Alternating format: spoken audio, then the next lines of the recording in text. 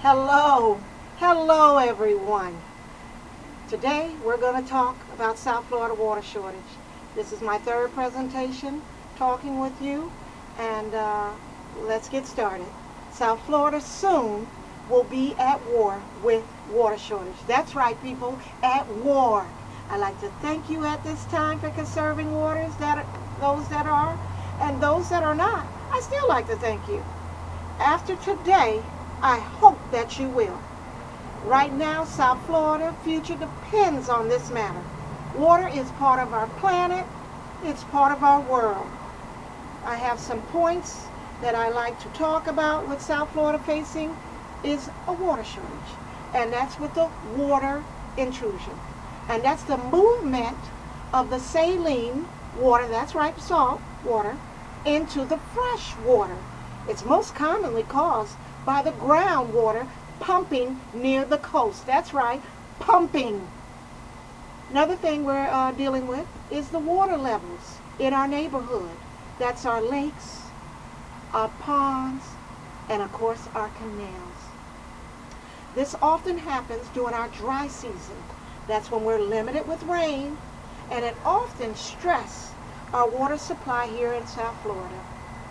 Now, what we can do in those communities is to take control, and that's conserving.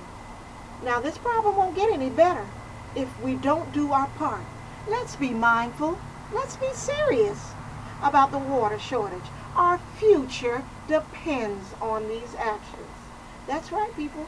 It depends. Now, here's some things that we can find out some things that we can do to help South Florida water shortage. And that's with the water restriction.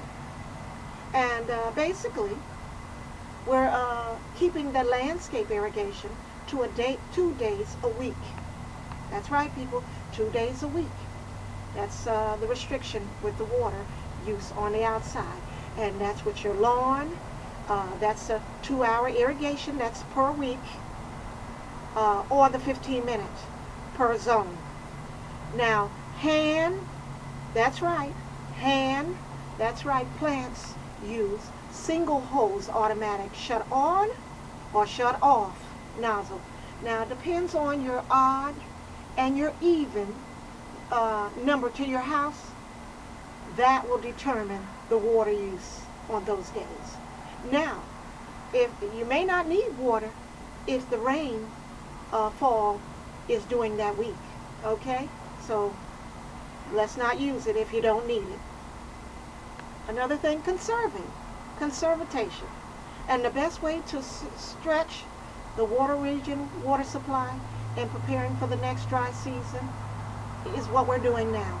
And that's putting the water restriction on those days, and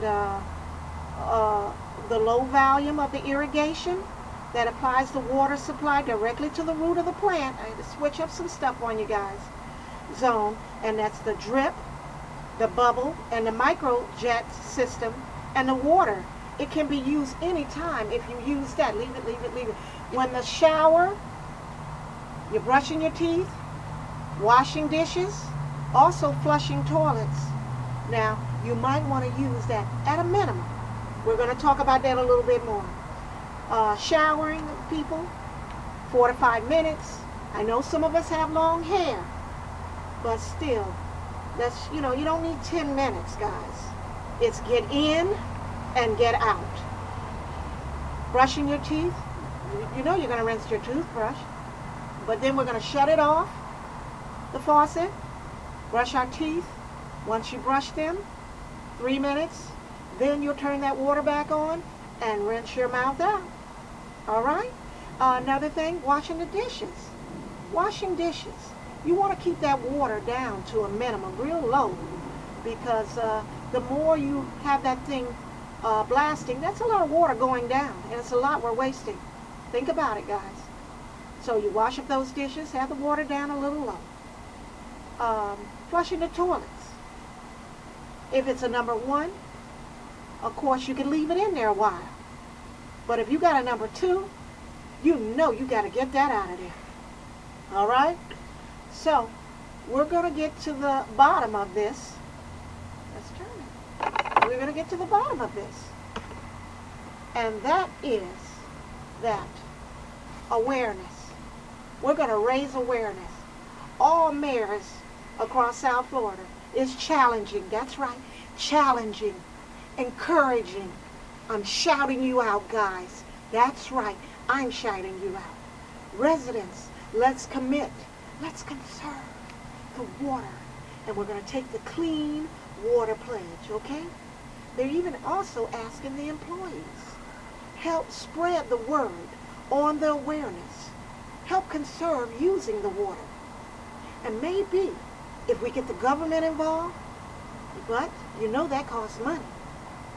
But the only reason I want to get the government involved is to get more advertisements, billboards out there. You're riding by and you'll see that we need to conserve. It's going to tell you, conserve water. We need it. Our world depends on it. Our future depends on it, guys. But if we talk about it more on TVs, also radios, then the people will think more about it and they might start doing something about it. In conclusion, South Florida is experiencing a water shortage, and that's during our off season with rain. That's right.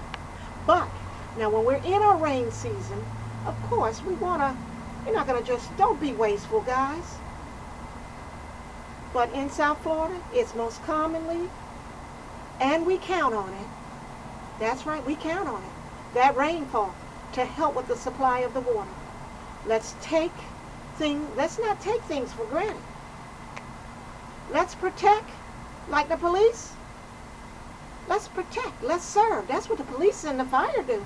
But I want us to do in the community, I want us to protect and improve. That's right, our water shortage. Water is part of our huge history.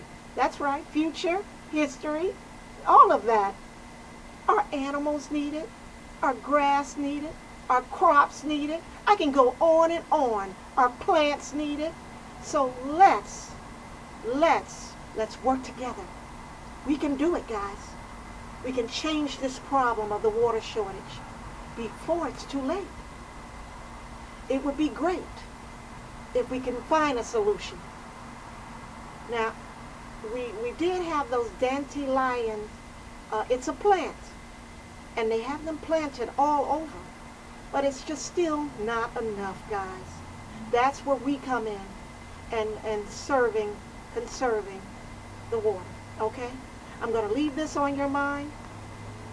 Next to breathing, that's right, there's nothing more important than water. Keep that on your mind.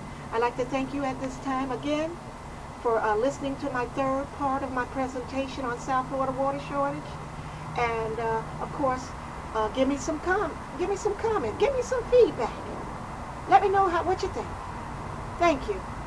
Goodbye.